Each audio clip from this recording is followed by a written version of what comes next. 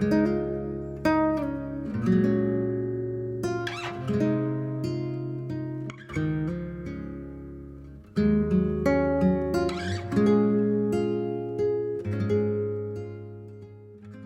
name's Katie Hay, and I'm one of the mental health professionals at the Centre for Wellbeing at the University of Surrey.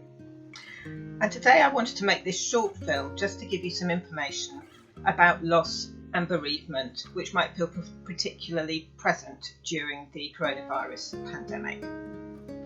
And the first thing I wanted to say to you about this is the importance of recognising that every single loss is valid. We can sometimes think there's kind of like a hierarchy of losses and that some are more valid than others, and that simply isn't the case. There are so many different sorts of losses and all are equally valid and equally important.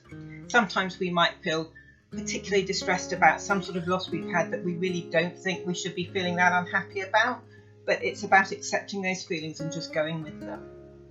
We may have suffered from a really difficult loss during the pandemic, such as a bereavement, and because of the pandemic that can have been made doubly difficult because of the problems perhaps in seeing your loved one to say goodbye or following the usual sorts of rituals that you might follow after a death.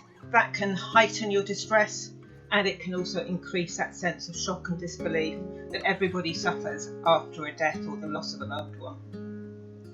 So it's worth bearing that in mind. There are other sorts of losses, of course, as I've mentioned, that have occurred during the pandemic. There's been a real loss of certainty, which can be terribly difficult. There's also been a loss of contact with friends and family. There's been a loss of contact with work colleagues or fellow students. A lot of people haven't been able to work and haven't been able to study in the way that they've wanted or attend placement. All of these are losses, and all of these are valid losses. You might have been involved in some way of caring for people who either have suffered from coronavirus or who have been indirectly connected with the pandemic, and that can be really difficult as well. I think what's important with all of this is to remember that human beings are meant to suffer loss at times in their life, because loss goes with change. We can't have change without also suffering from a loss. So we are kind of programmed to manage the loss, even though it might not feel like it at the time. We are a pretty resilient species, so we will get through it. The difficult feelings do pass, and holding that hope is such an important way of helping yourself gradually feel a little better day by day about some dark feelings that you might be having. If you are really struggling, the best way and most important way of managing this to start with, other than accepting the difficult feelings, is also just to talk to other people.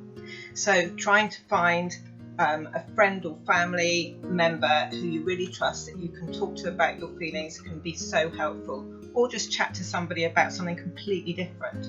Anything to just reach out, get a bit of connection can really help.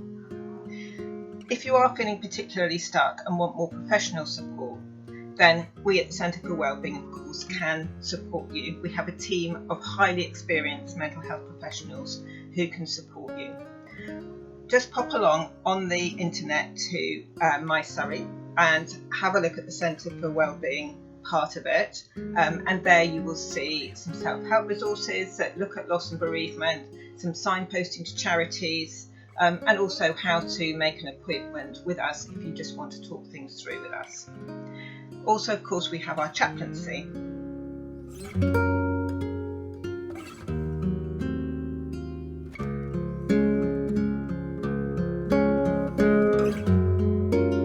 Thank you so much for watching this short film, and lots of good wishes for the next academic year.